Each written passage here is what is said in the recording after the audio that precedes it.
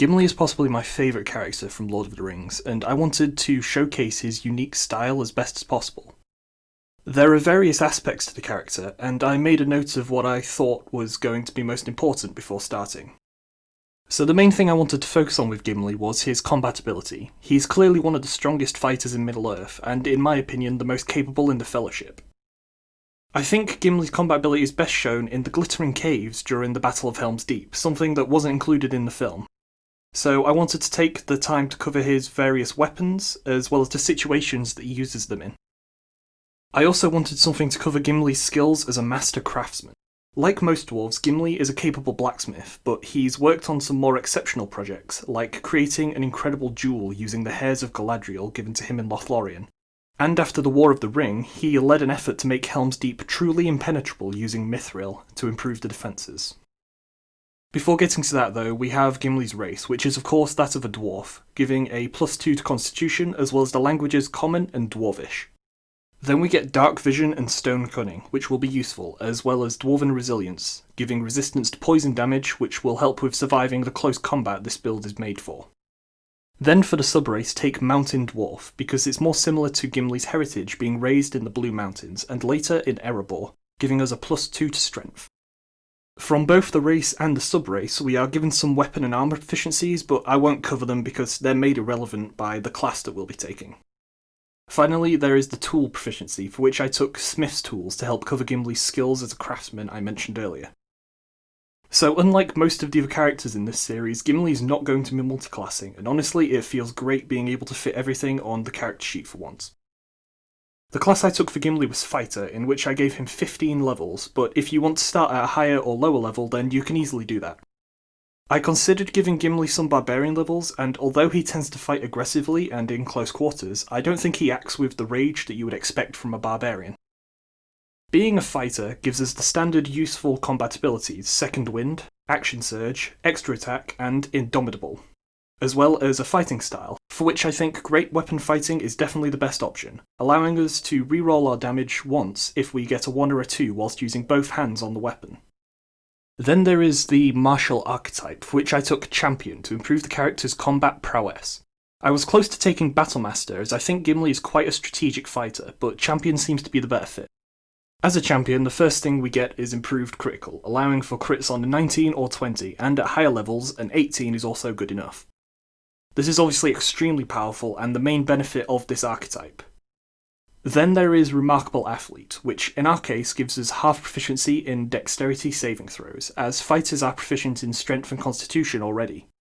And it allows us to make improved versions of the running long jump, so I guess our version of Gimli won't need to be thrown across gaps quite as often. Finally is the additional fighting style, for which I took 2 weapon fighting to assist with the dual battle axes, although defense would also be a good pick if you're looking to be a bit more tanky. Now looking at the equipment for Gimli, we have quite a few options. The character is proficient in almost anything, so we won't have much restriction there. I'm going to begin with the starting equipment options from the fighter class, but with some suggestions for upgrading it to match a higher level. Also, I have some homebrew additions to add here, much like I did in the previous video with Sam's frying pan weapon. So for armour, chainmail is the obvious choice, matching the dwarven mail that Gimli wore throughout the films, and at higher levels, upgrading this to any stronger, heavy armour will fit the build well. Then there are the weapons. In the films we see Gimli using a variety of different axes for various situations to varying levels of success. The first and most relevant to this build is the 2-handed great axe that he found in Balin's tomb while travelling through the mines of Moria. This is an extremely powerful axe that featured 2 blades, allowing him to strike with both sides so that he wouldn't have to be constantly changing his grip. Then there are the 2 battle axes, the first of which was a bearded axe, and these aren't seen as any different to regular battle axes in the D&D rules, so I've made a homebrew version. The bearded axe follows the same rules as a regular battle axe, with the added difference of being able to disarm opponents. When you successfully hit an opponent with the bearded axe, they must make a strength saving throw against the attack's damage roll, and if they fail they must drop the weapon they are using. That covers the 2 martial weapons given to us by the player's guide, but Gimli has an additional battle axe that I would recommend bringing along as well. This axe has a longer staff and an upward spike, allowing for attacks at longer range. It is also doubled as a walking stick, which helped him keep up with Aragorn and Legolas whilst they were tracking Merry and Pippin. The homebrew version of this axe I've made adds the reach property to the weapon, but only when it is being used as a two-handed weapon, allowing for attacks at longer range. I didn't make any specific rules to cover the walking side of things because my group doesn't really use encumbrance as a mechanic, but you could consider adding something to help you journey great distances using this axe as well. Next we get two hand axes, which of course fits Gimli perfectly as his ranged weapon of choice.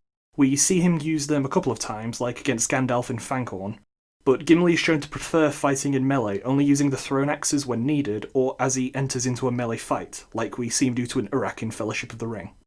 Finally, I would take the Dungeoneer's pack to help with journeying underground. For ability scores, it feels good to not have to worry about multi-class prerequisites, and instead just focus on what complements to build. So naturally, strength and constitution are going to be an absolute priority to make us more devastating in combat. Then I would focus on intelligence and wisdom, with charisma and dexterity not being as useful to the build.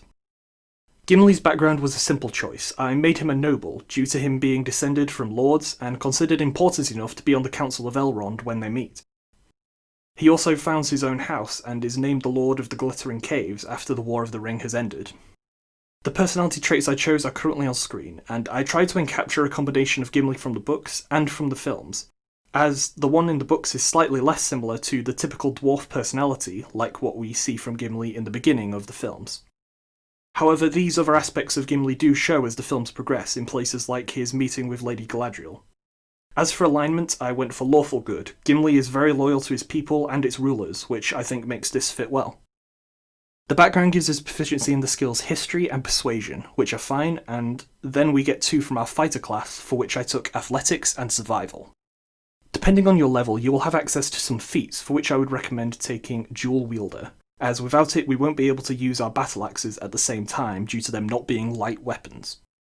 Then Great Weapon Master will allow for the Great Axe to be even more devastating when faced with large amounts of weaker enemies that don't have as strong armour. Heavy Armour Master is very useful and will help with survivability, as will Tough. Finally, Savage Attacker will help make you even more devastating in close range combat.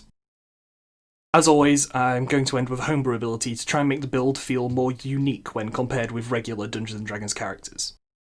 This ability will require your DM's assistance, as for it to work they will need to give you a way of acquiring the material Dwarven Mithril. The ability allows Gimli to add the Mithril to weapons and armour, and in doing so improve them. Improving a weapon costs 1 Mithril ingot each, and takes about 4 hours to do using smith's tools and a source of heat like a forge. An item can only be improved with Mithril once, and once Mithril is added to something it cannot be removed. A weapon that's improved with Mithril can ignore non-magical armour when making an attack, and armour improved with it protects the wearer from any non-magical slashing, piercing, or bludgeoning attacks. Now this is a very powerful ability, so the DM should be careful not to give the player access to too much Mithril. Also, I designed this character at level 15, where immunity to non-magical attacks isn't as big of a deal, but if you're making this build at say level 3, you will probably not want to include this ability until you've leveled up a bit. This homebrew ability and the custom axes I covered earlier are both from videos I'm working on featuring full sets of homebrew rules for weapon customization and trade skills, so be sure to stick around if that's something you're interested in. With that, the character is finished, and as always, there is a link in the description to a PDF of the character sheet as well as a playlist with the other members of the Fellowship, so be sure to check them out.